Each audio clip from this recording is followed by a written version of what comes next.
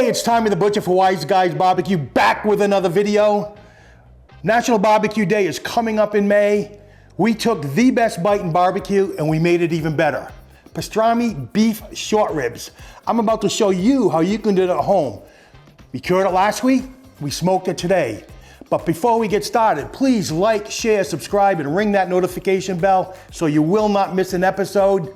Stick around, we're cooking together. And if you check out the link for the brine that we did a week ago, these things have been curing for a week. We're gonna pull them out, get them patted dry, and we're gonna build our rub.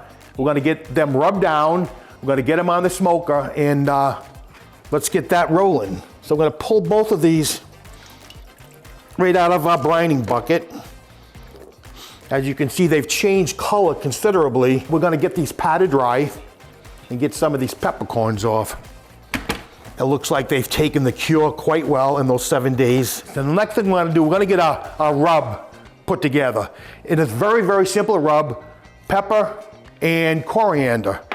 Now we have the whole seed form and we're gonna get these toasted off, and then we're gonna get them broken down in a spice grinder or a small coffee grinder to get them broken down more into like a powder. So I got my pan on medium heat. Gonna go in with the coriander first. We're just gonna keep an eye on it. We're not gonna let it go very long.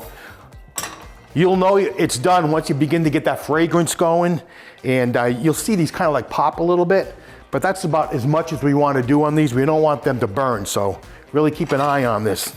All right, the coriander seeds are done. I'm gonna get them off the pot. Gonna get them into our spice grinder. I'm gonna get these broken down. We're not looking for a fine dust. We just want to get them coarsely broken down a little bit.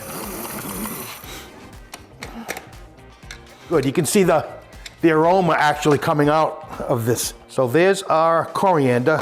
Now we're gonna do the peppercorns. All right, it's been a couple of minutes. Our peppercorns are ready. We're gonna get these broken down.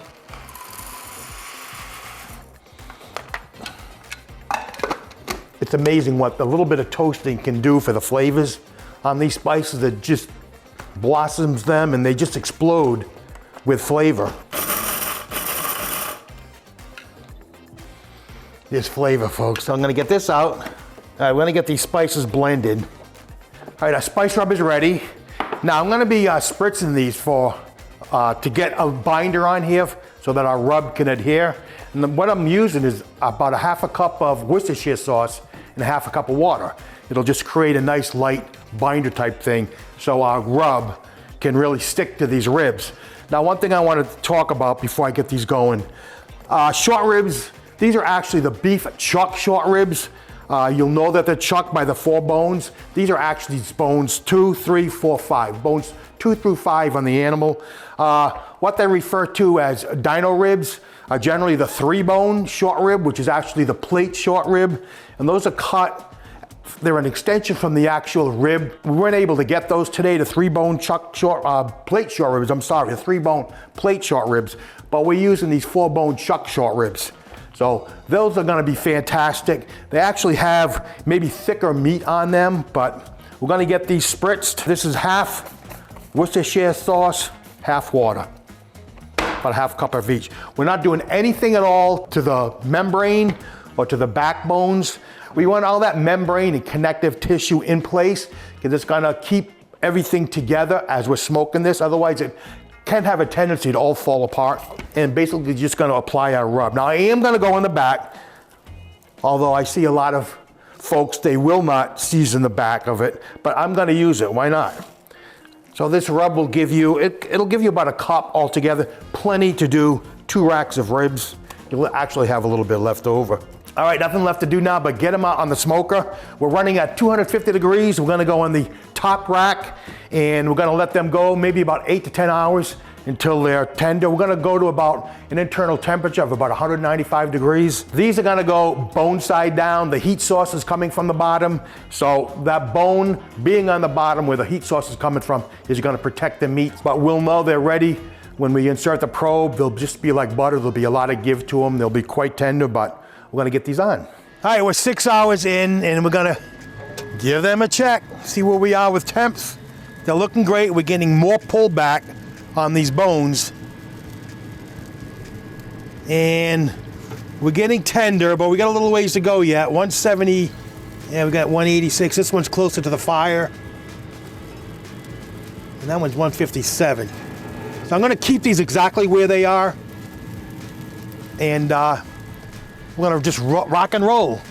So we'll be back in another hour and we'll see where we're at that point. All right, we're back. It's been 9.5 hours. Now we came out at the 7-hour mark and they were running a little bit behind, so we bumped up the temperature. We went from 250 to, I bumped it up to 275, and then we ran at 275 for about an hour and a half, came back out, I bumped it up to 300 at that point, and we took it home to 9.5 hours, and we're gonna check them out and see where we're at. Now we're probing these, I'm looking at 190, 195, but on top of that, I want softness. As I probe these, I want it to go in like butter. So we're getting, there, we got 200, 203, 190, we're in the mid 190s to 200. We got a nice bark formation, 196. These are ready, we're gonna get them off. We got great pullback on the bones. So we're gonna get these pulled off. There's a little bit of snow coming down now. All right, we're back inside. It's been 1 hour. These have come to a complete rest. And let me tell you something, these are barky, they're smoky, they're beefy.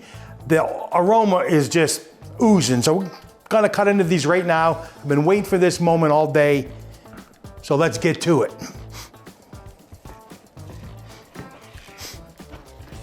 Oh, I mean, check that out. I mean, what's there not to like about a nice, juicy pastrami short rib? I mean, short ribs are the best bite in barbecue altogether, but pastrami is just taking it to another level. There you have it, folks. There's only one way to eat one of these, and just go at it like a caveman.